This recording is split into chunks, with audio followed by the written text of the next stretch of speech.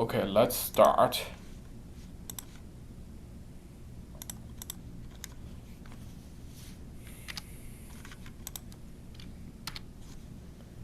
Today we will talk about DRAM, which is the main memory.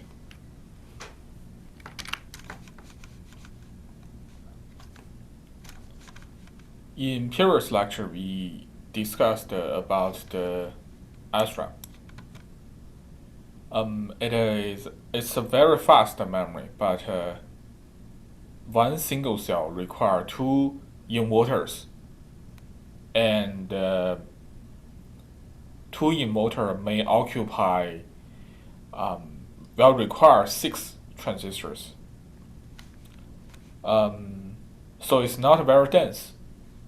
In the off-chip memory, we need a slower memory, but because the most traffic is cached by the SRAM, we need a slower memory, but with a higher density, and that's the dynamic memory.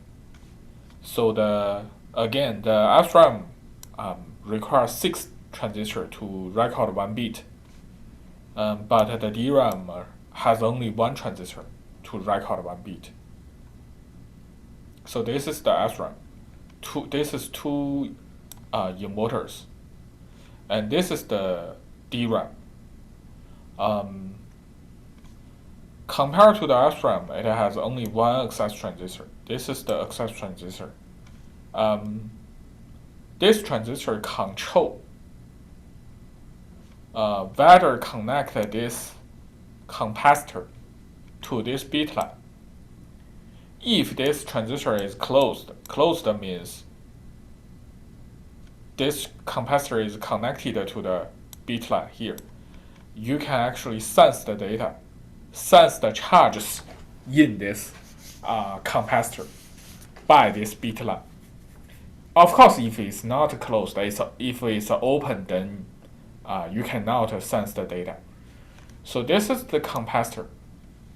The capacitor is the device which actually stores the data, stores the charges.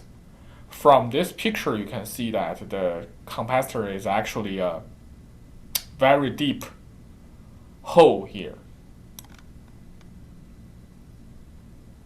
So this is the DRAM array compared to the SRAM array. They are basically the same. Both of them have word line. Both of them have bit line. And you can use a row decoder to select a word line. And you can also use a multiplexer to select some of the bit line. The only difference here is that DRAM require more complex sense amplifier, so it's larger. The sense amplifier here also are called row buffer. So you can see that from the array level, DRAM and SRAM are similar. But the cells of DRAM are smaller.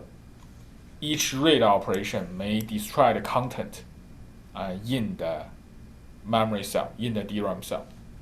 And we also have a buffer named the row buffer. The row buffer is a part of the sense amplifier. So each time the sense amplifier will read the entire row into the row buffer. And then you can move a part of the data from the row buffer.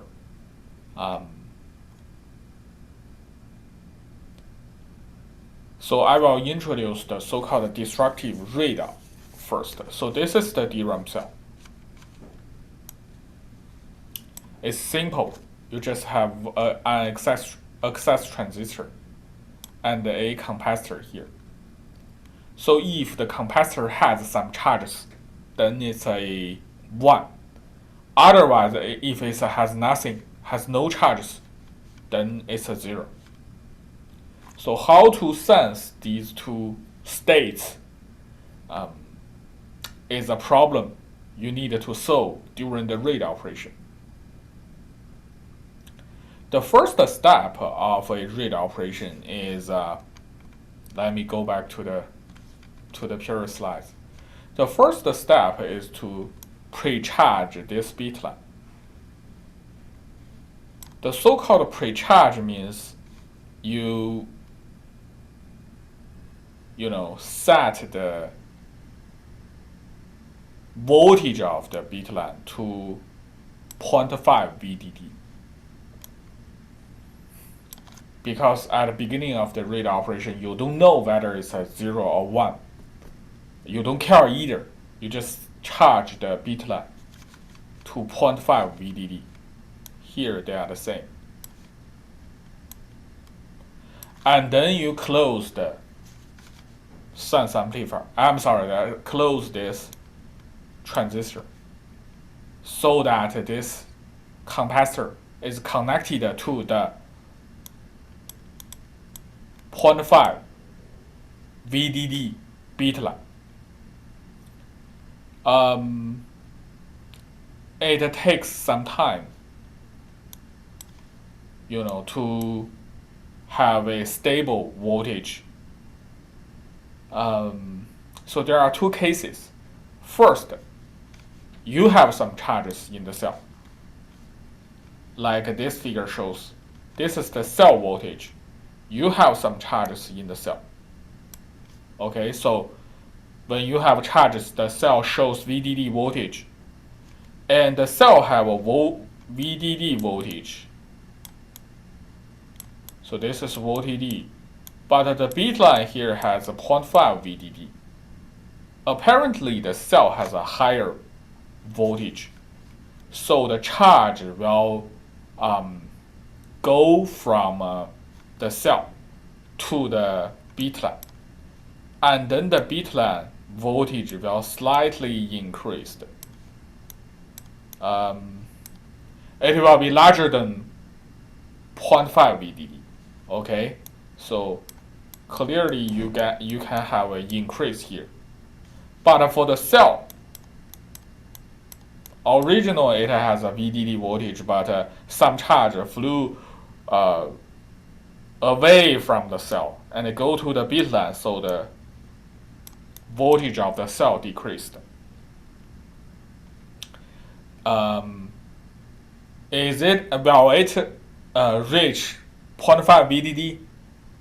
Well, eventually I think it is still larger than 0.5 VDD. But again, this is not a 1 anymore in the cell. This is somehow larger than 0.5 from the value perspective. So the content in the cell is actually destroyed. But the sense amplifier is very sensitive. It can capture this, the change happening on the bit line. So the sense amplifier will provide a 1 here. In this way, the sense amplifier will know the value in the cell is 1, but the content in the cell, original data in the cell, will be destroyed. So this is what happens if you have a 1. It's similar if you have a 0. So if you have a 0 in the cell, at the beginning in the cell you have a no voltage, so it's a 0. But the bit line here have 0.5 VDD. When you close this access transistor, they are connected. Because the cell have a higher voltage, so the charges will flow from the because the cell has 0 voltage, the bit line have higher voltage. The charge will flow from the bit line to the cell. So you can see an increase of the cell voltage. Again, it cannot reach 0.5 VDD.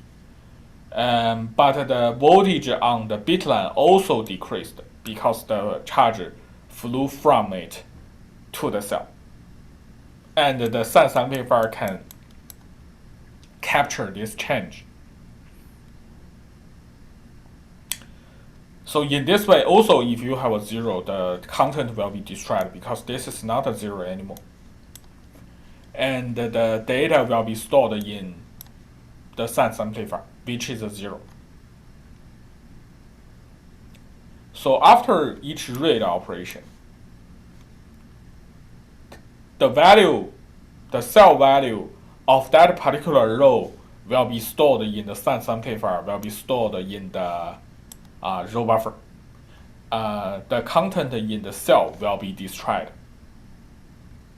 This process is so-called open row.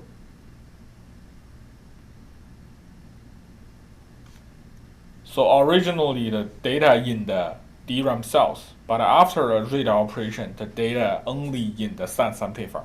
You can see the data has been destroyed in the cell. And then you can read this data from the row buffer. After this read operation, you need to restore the data back to the cell. This is a write operation. And this process is a so-called close area row. So you can see a read operation in DRAM actually involve a read and a write operation. So in order to, reduce the write operation in the DRAM, what can you do? You can actually combine the read operation in this particular word line together so that you read a lot of data from the row buffer. But at the end of all the reads, you only write once.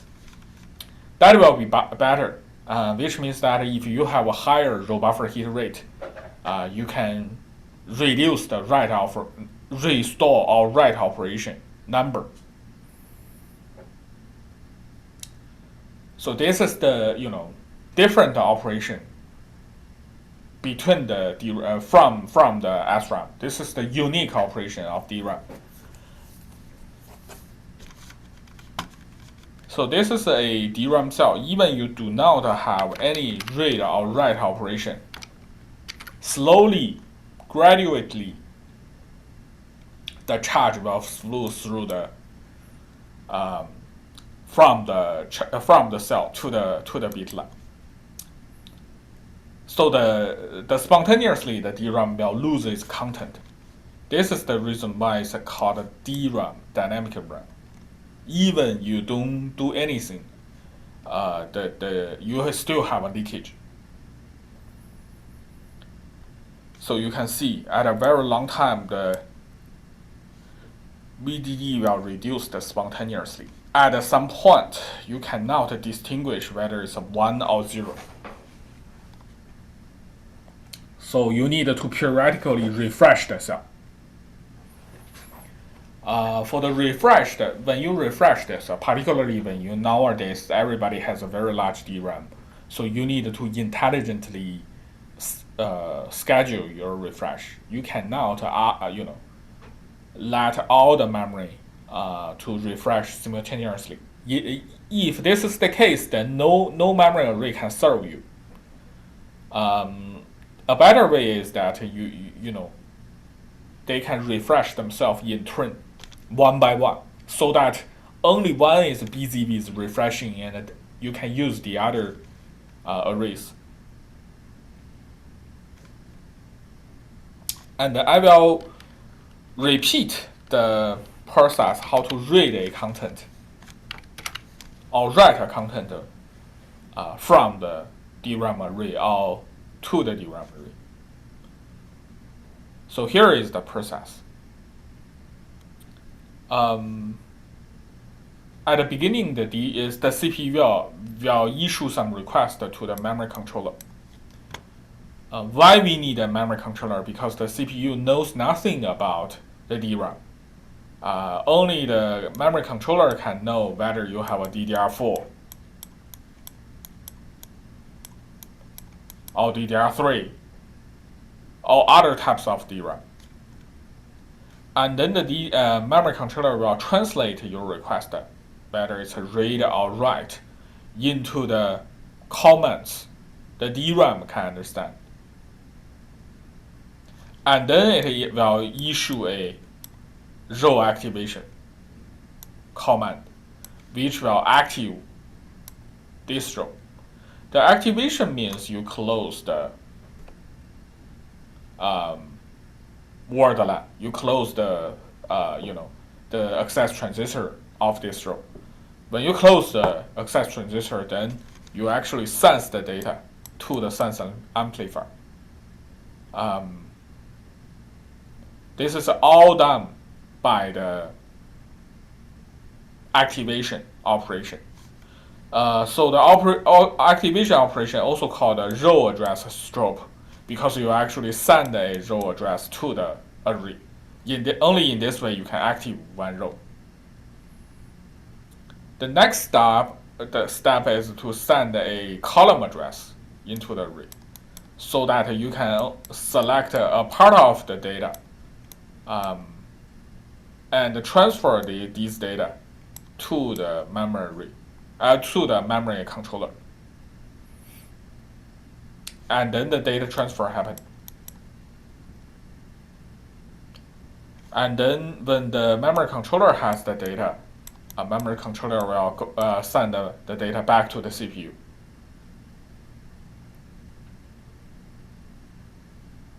So after you finish the request, you also need to pre-charge the cell.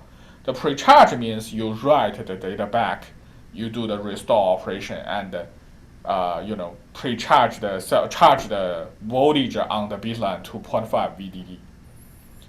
So in this way, when the latency of the request can be calculated by row activation latency plus the column strobe latency plus the pre-charge latency, the restore operation latency. This is only the latency on the array part. Also, you need to consider the latency on the interface, the latency of the other components here. For example, the queuing delay latency. Eventually, you can have your DRAM latency like this. From this equation, we can see that typically one DRAM operation may cost you 100 nanoseconds. So it's a relatively long latency operation. But the most important three operation is the row activation, column access, and the data transfer. So you can see the waveform of these three operations on this picture.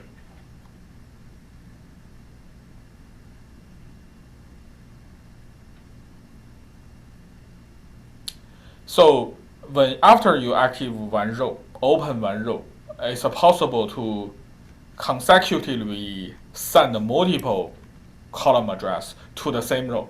In this way, you have a lot of row buffer heat. You do not need to send a row activation anymore. You just read that one particular row because you have a lot of heat here.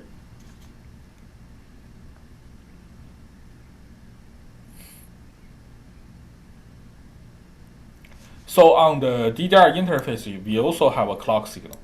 The clock signal can support burst, which means that each column doesn't only represent 1 byte. It can all represent maybe 8 bytes or even 16 bytes. Nowadays, it can take advantage of both the rising edge and the following edge. We talk about this in the latch lecture. Because in one cycle, they can transfer 2 bursts of data. So this is so-called DDR.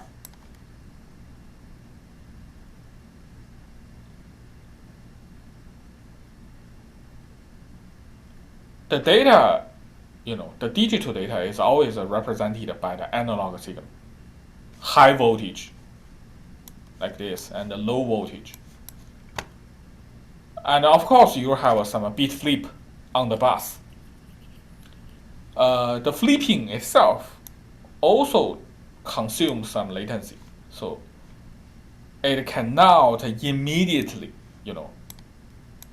go to 1 like this. It takes some latency to go from 0 to 1. So you have some signal like this. This, process from a low to high means a setup. So this is the overhead. But if it's a stay at 1, it's called a hold. So you hope that your setup latency is smaller. And these setup hold latency are all related to the analog signal. And the analog signal, have some distance problem. So that's the reason why they intentionally, made these strange shapes so that they can, guarantee that the signal will simultaneously reach here, because they have, the same distance from the receiver and between the receiver and the sender.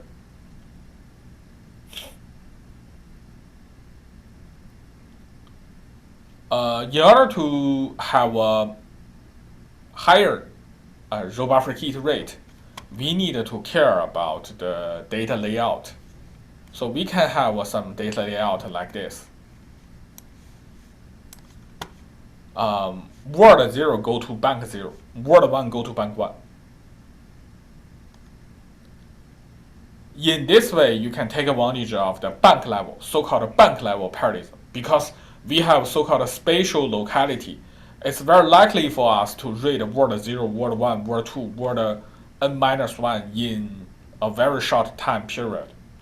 And in this way, we can read them separately from different banks.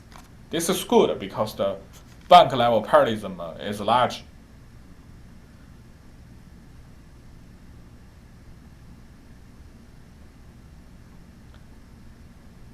And the bank is the unit which can be independently read or can be independently read or written. So it's the minimum unit which you can operate independently. So this is the, where a bank fabricated on the DIMM. This is so-called DRAM DIMM. And several banks may share the same command bus. So in the DRAM, you send a lot of command like row activation, column strobe, data transfer. You have these commands, and you also have a data bus. Each bank has an independent data bus, but they share the same command bus. The banks sharing the same command bus is called a rank. They are in the same rank.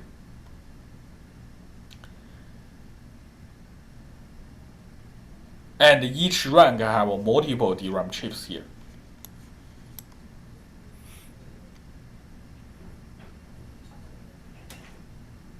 Again, this is the organization of the DRAM main memory system. Sometimes we have a memory controller to, manage one DRAM channel. Sometimes one memory controller needs to manage two DRAM channels. Sometimes we have a separated memory controller to manage two different DRAM channels. So what's the difference here? The difference is that each memory controller has a fixed queue. So remember, in the latency calculation, we care about the queuing delay. So if we have a more memory controller, means we have a more queues here. In this way, we can have a smaller queuing delay. And of course, more memory controller may consume more power, larger power consumption, and waste more hardware overhead.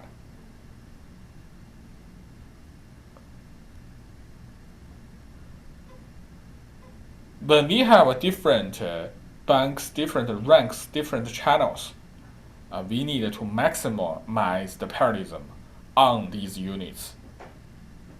How can we do that? We can manipulate this by the address mapping.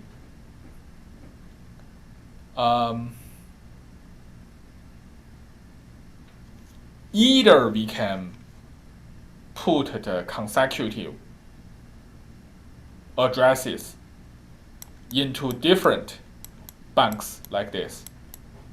So in this way, it's the same as the previous several slides. We have a better bank level parallelism because simultaneously we will read these consecutive data because of the spatial locality. When we read these data, we can read them from different banks. So multiple banks can serve us simultaneously. This is good. But again, we have the row buffer concept.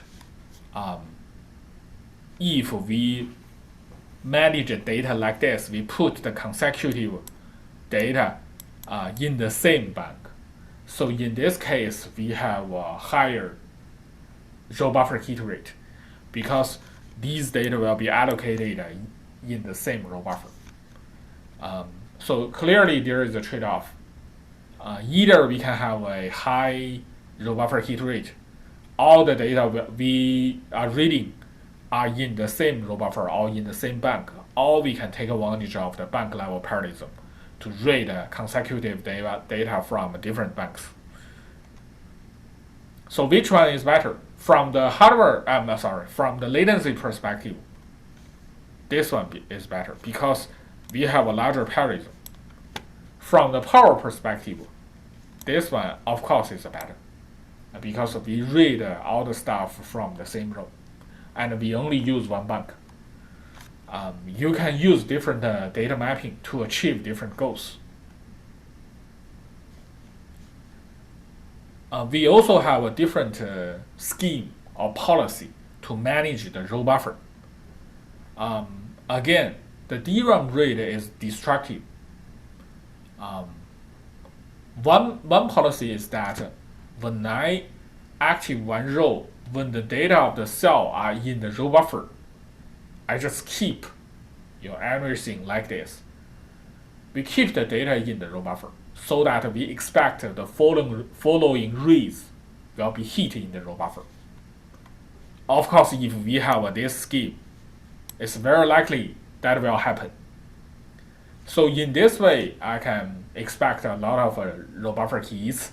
Only after I have a row buffer miss, I restore the data back to the cell. This is called a close row. Keeping the row open as long as possible is the policy called the open page policy. Another policy here is the closed page policy, means I active one row, I read the content, and I do not wait any longer. I just close this row immediately.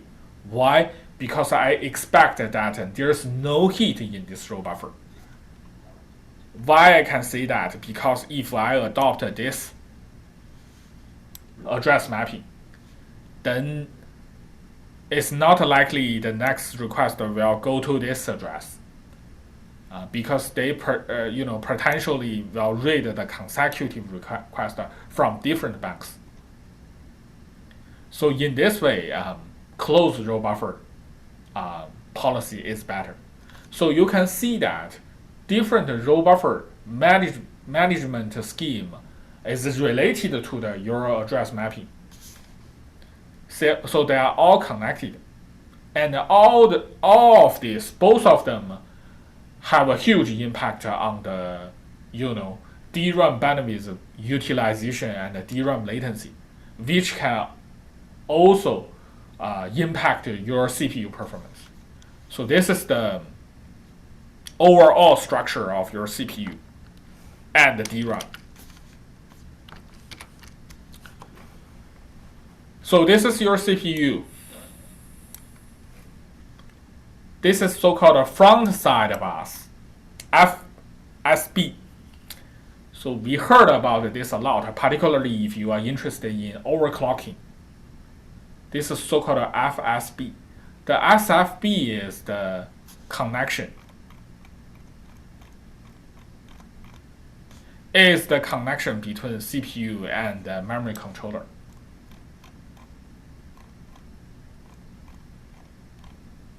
And the NOS bridge, so-called NOS bridge, is your memory controller. That's the reason why FFSB is very important, because it's the the connection between your CPU and the memory controller, and your NOS bridge will manage the DRAM. Your NOS bridge also receives something from your GPU. And of course, nowadays you use PCIe Express, not an AGP bus anymore. You just change another bus, but still, your GPU is here. And we also have a source bridge. I'm sorry, the source bridge is some free flow circuit controller. It can manage some very slow devices like your USB driver. I'm sorry, USB flash driver. Yes. Or some disks and other PCIe buses. But I'm sure that your GPU is here because your GPU require higher bandwidth. This structure is the traditional or conventional one.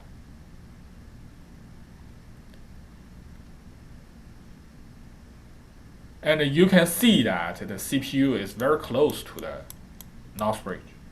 NOS bridge is your memory controller. This is the motherboard layout. And this is the source bridge. Again, we mentioned that distance matters. That's the reason why CPU is very close to your memory controller.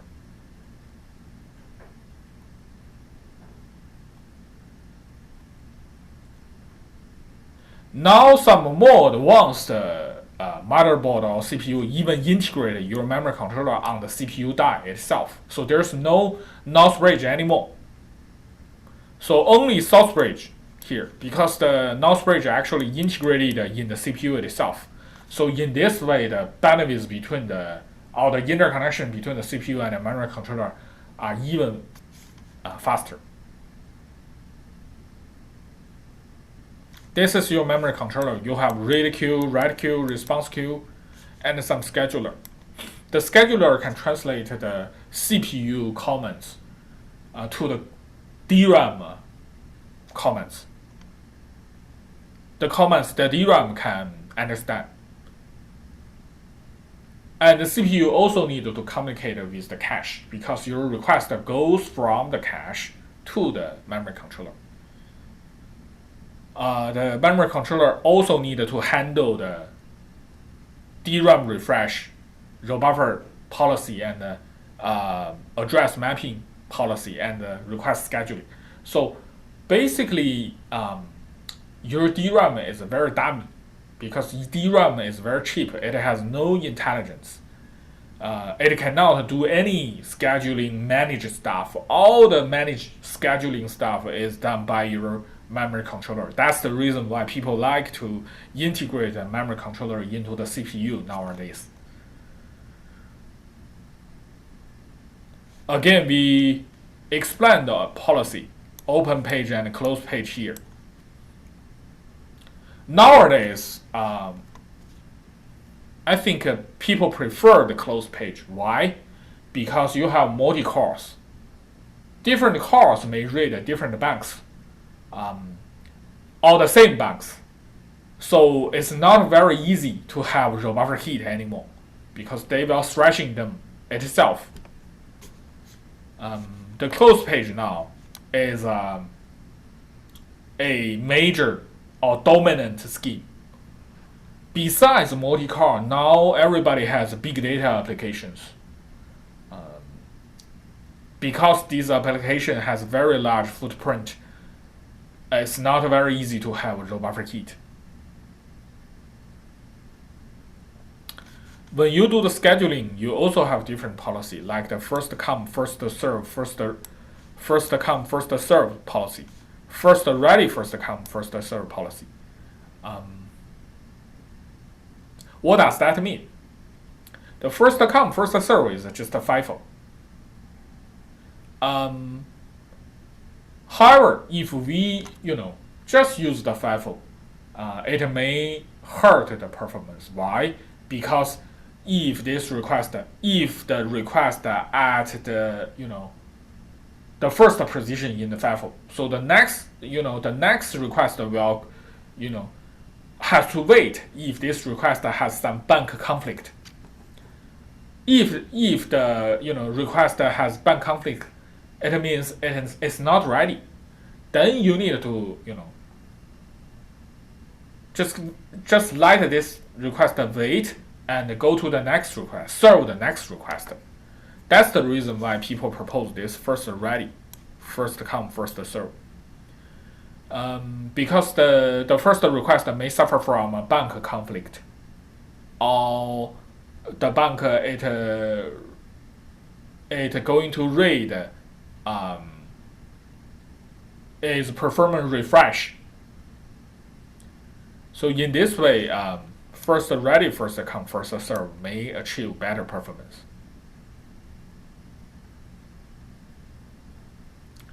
Again, the scheduling is also a very complicated problem.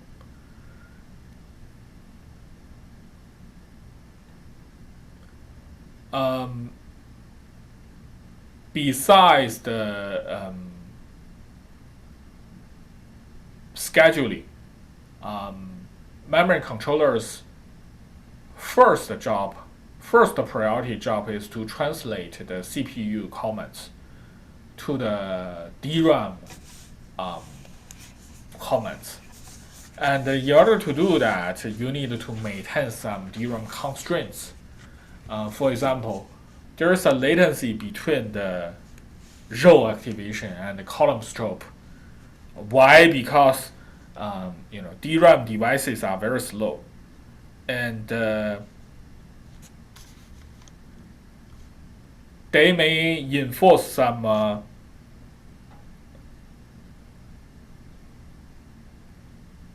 extra constraint on the timing. For example, you cannot consecutively read one bank. You have to wait if you want to do that. And that latency constraint is called TRC. Again, after a row activation and it's following column strobe, there is also a delay. That delay is called a column strobe delay. It's also a TCR, I think. So you need to enforce these timing constraints. Besides the timing, you also need to maintain a table to track the available resources. For example, the bank one is serving for which request. So if you have another request that go to the same bank, you have to wait.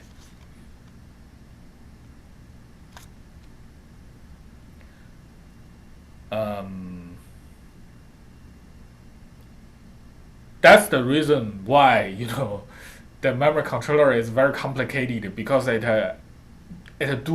does have a lot of jobs to do. So sometimes the memory latency is very long, may occupy 1,000 or 10,000 cycles. So in this way, you need, although you have a long latency, you have a scheme to mitigate this disadvantage. For example, the memory level parallelism. Memory level parallelism means you can serve multiple requests simultaneously. Issue different requests to different banks is one possible solution to this.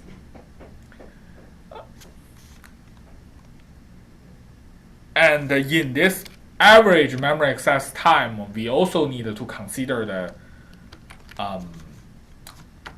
memory level parallelism. So we have the cache hit latency, cache hit memory access latency, and cache hit rate. So we only have a one level cache. So this is the way how can we calculate the average access latency. 50% are served by the cache, 50% is served by the memory. So this is 55, which is shorter than the memory latency. That's the point of why we have a cache. And by doing this, we assume that the memory can only serve one request at one time. So if the memory level parallelism is larger than 1,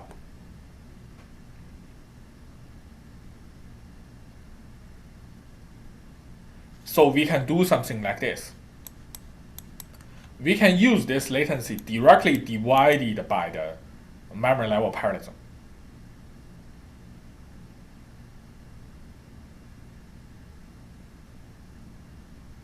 So in this way, we can get the real latency. Again, larger memory parallelism can significantly reduce the latency here.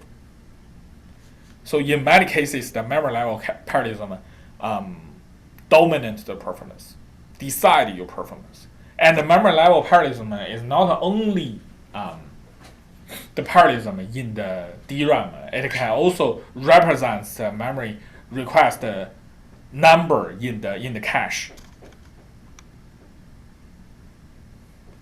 Another way to reduce the memory latency negative impact is improve your hit rate, cache hit rate, and do prefetching.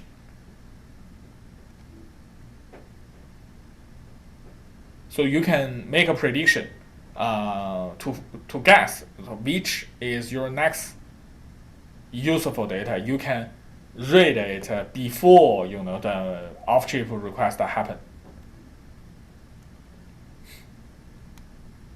So this is the all the stuff we need to know about a DRAM. Any question?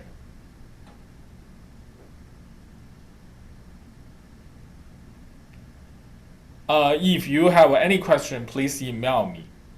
And if you have no question anymore, we can stop today. Thank you. Thank you very much.